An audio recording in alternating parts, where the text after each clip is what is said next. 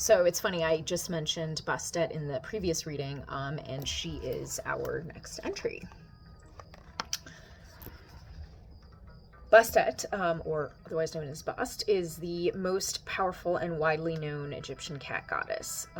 Speaking of which, the soundtrack we had playing in the background here is a Spotify playlist entitled Ancient Egyptian Cat Worship, so very appropriate.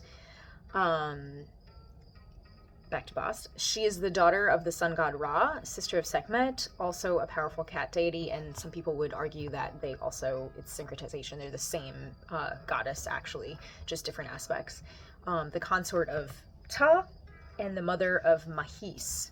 She is the predecessor of the Greek Artemis and the Roman Diana, both of whom were goddesses of the hunt. Early accounts of Bastet describe her as an ardent, wild lioness prowling the southern desert under unforgiving and interminable heat. Because Bastet has been around for so long and revered by so many different groups, she may also be the most contradictory Egyptian deity. It's true. The book that I just read about her talked about this. It also made a very interesting point that coming from a place of Western scholarship, when we dig into an ancient tradition, some sort of worship surrounding a deity or whatever, mythology surrounding a deity, and we find it to be full of internal contradictions, like our Western scholarly brain wants to resolve those contradictions, and it wants to know why, and it wants to have this clean-cut answer. But they were saying, Egyptian and also Eastern ways of thinking, but basically non-Western ways of thinking tend to embrace paradox more, and that specifically Egyptian culture really embraced paradox in general and was very comfortable with it. So it didn't bother an Egyptian that one deity would be representing simultaneously something and its opposite. That didn't bother it at all. And I think that's a fixation we have in our culture, Western culture, of trying to find this one correct answer, right? And one could argue that, the foremost deity that's worshipped today in the West is actually science, right? This idea that there is one truth, there is one fact, there is one measurement that is the truth, right? And everything else is not the truth. But I think other cultures, including Egyptians for sure, much more comfortable with paradoxes. And I love that cats of, specifically vibe so well with that air of paradox, and the Egyptians were like, okay, bring it on. So yeah, anyway, back to Bast. She's kind of the goddess of paradox and contradictions. It is believed that her cult originated around 3000 BC in Saqqara.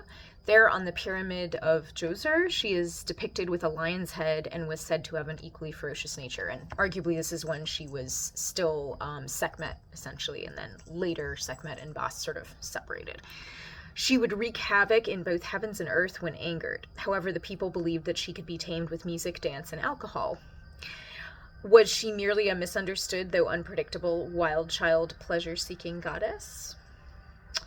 By 1500 BCE, domesticated cats had become popular family members as depicted in tomb paintings found on ancient ruins. That was when Bastet's image transformed to that of a svelte woman with the head of a cat. And also, from the book that I just read, there were a lot of images that started to just be depicted of a cat itself, no cat-human amalgamation, just literally cats. They were suddenly all these sacred sculptures, rituary items that were just cats, and some of them were incredibly detailed, really realistic portraits that, the artist clearly had sat down with a real cat as a model and really studied their anatomy and the expressions of cats, some of these really have a personality, so it's really cool stuff. Anyway, she transformed to this domesticated cat, either way, from the lion. And with this new, friendlier kitty version of the goddess came a gentler persona. She was associated with fertility, sex, and revelry, and often dressed in a white flowing gown. She was a protector of pregnant women, and sometimes shown to have multiple breasts, reflecting cat's fertility. Okay, I didn't know that. My book that I read did not say that. I want to find an image of that. It makes me think of the, do you remember that meme from years ago where someone's grandma knitted their cat a bikini, and it had 14 little bikini triangles because the cat had so many nipples? So that's the image that I have in my head right now, but it's probably not quite that. So I gotta Google this, or someone has to Google this. Someone's gotta Google this. Bastet's next robust cult was formed in the eastern delta in Lower Egypt. Cat cemeteries had been uncovered at sites in both Memphis and Bubastis, and many of their bodies had been mummified. Explorers also unearthed thousands of statuettes of the cat-headed goddess within these burial sites. Many of her followers wore small cat carvings and kitty-shaped metal pendants in her honor, often buried with them around their necks, hoping to be greeted by the goddess in her next lifetime, or in their next lifetime. Over the next millennium, Bastet's cults expanded throughout Egypt. Temples in her honor sprung up in Alexandria and spread into the Mediterranean regions. During all those years, perhaps lending to her popularity, Bastet did not lose her party girl image. She sometimes appeared in brightly colored drawings carrying a sistrum, which is a percussion musical instrument, and festivals in her honor drew rowdy crowds from miles around. Yeah, arguably her festival, like her yearly festival at Bubastis, was like the largest and rowdiest festival of that time and culture. Like it was famous across the world for being loud and large and rowdy and revelrous. Rowdy crowds from miles around arrived in caravans over land and came by sea on what can be regarded as early booze cruises. Oh my god, how wild is that? So not only are you, well, now you're getting on a boat, you're not even getting into a caravan, you're getting on a boat for like weeks or months to get to a festival halfway around the world that's renowned, like in an age before the internet, it's like the party city. But like, it's so much of a party city that even though you're halfway around the world, you know about it and you're like, yeah, I really want to go party in Bubastis. Like, guys, we gotta go to this year's, Bast festival. And like, there's no way of knowing if you'll even make the journey safe, right? Like there could be a storm that comes and like wrecks you at sea after 3 weeks at sea. Or you might get, held up in a stagecoach somewhere or something, or the equivalent of a stagecoach. Yeah, and then you get there and like there's no media or reporting or anything. So like what happens in Bubastis stays in Bubastis. Like imagine how wild that must have been. Okay, so they're coming from around the world on these early booze cruises.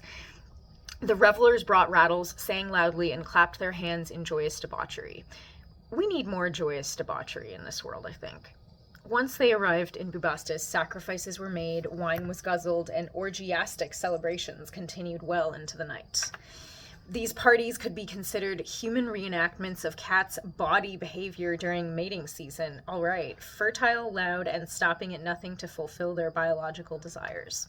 This is so arguably also the annual festival at Bubastis, just because of its seasonal placement, is the ancient precursor to Mardi Gras, which is interesting because there is that kind of heritage of like this festival of revelry, right? But then it comes to New Orleans and that's like a whole nother, we're not gonna go into New Orleans tonight.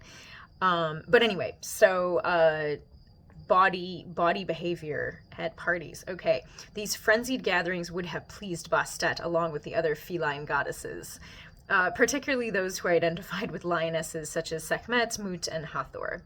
When seeking our deepest desires, the divine feline energy of Bastet is a potent elixir. Godliness flows through each of us in our creative pursuits, and honoring it brings about profound pleasure. Whether taking a new lover, building a business, or constructing a whole new life, Bastet is the cat goddess to bring these desires to fruition.